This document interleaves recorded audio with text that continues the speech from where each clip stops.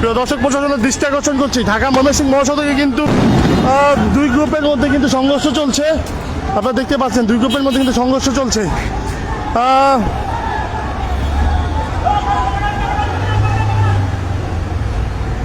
প্রশাসনের দৃষ্টি আকর্ষণ করছি, দুই গ্রুপের মধ্যে কিন্তু সংঘর্ষ চলছে। আপনারা দেখতে পাচ্ছেন যে ঢাকা ময়মনসিংহ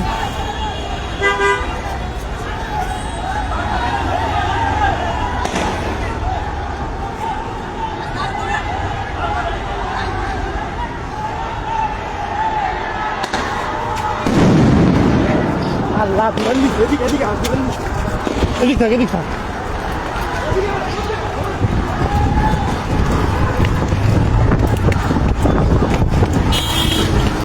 গাড়ি থাকে সবসময়, তারাও কিন্তু আসতেছে না। ওরা বিরিয়ানি খাইতেছে। আজকে সকালে ছিল দুইটা গাড়ি অবশ্যই জায়গায়, কিন্তু এখন নাই। সকালে গেছিল আশপাশের ওই যে ড্রাইভারের নিচেই সবসময় একটা গাড়ি থাকে, নাও 3-4 জন পুলিশ থাকে। ট্রাফিক পুলিশ আসবে, ওরা আসবে।